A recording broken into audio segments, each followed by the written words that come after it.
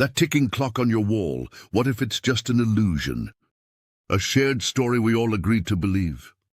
Today, I want you to pause. Not a pause in your schedule, but a deep pause in your mind, and ask yourself, what is time? Is it reality, or is it simply the lens through which we view this moment? Let's start here. The past doesn't exist. Think about it. It only lives as a memory, a fleeting image stored inside your brain, a story. So what about the future? That's just imagination, a shape your mind gives to something that hasn't happened, a dream. The past, the future, neither is real. The only thing that can truly exist is this moment. Right now, this breath you're taking is as real as life gets. It's not a shadow of then, and it isn't a whisper of when. It's the pulse beneath your skin, the motion of being alive now. But why, then, do we spend so much of our lives outside of now? We bury ourselves in regret over what's behind us, or find ourselves drowning in anxiety over what's ahead. We say things like, I'm running out of time, or I wasted so much time. But pause just for a second. Can you lose something that doesn't exist? Is time something you own, or is it something you can only feel? And that's the irony, isn't it? We aren't running out of time. We're running out of meaning. Because when we say we feel behind, it's not time we're worried about. It's whether we're living life the way we're meant to. Think about this. You scroll through social media and see someone 20 years younger, standing on a mountain, achieving what seems impossible.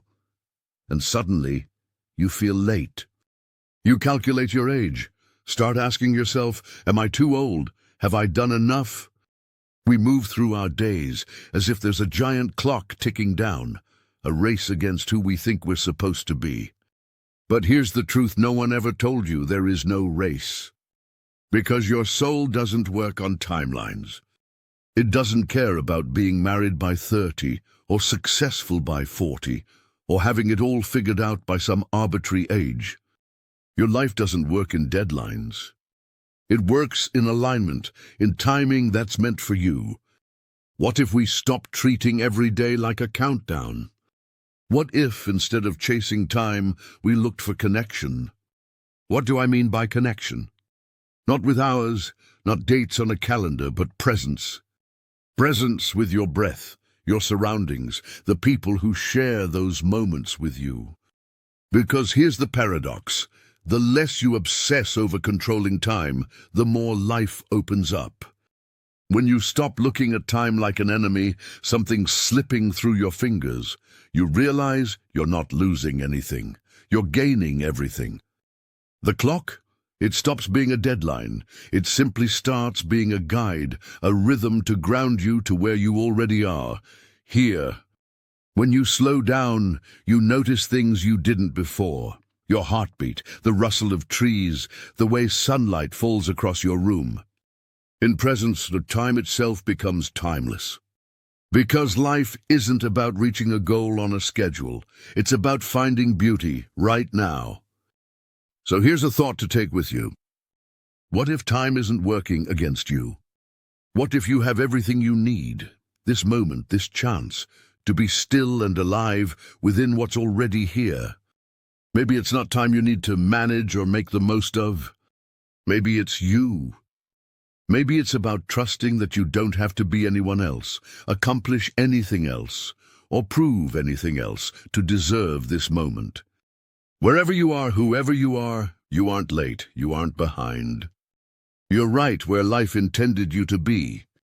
So the next time you glance at the clock, I want you to ask yourself, how am I using this moment right now?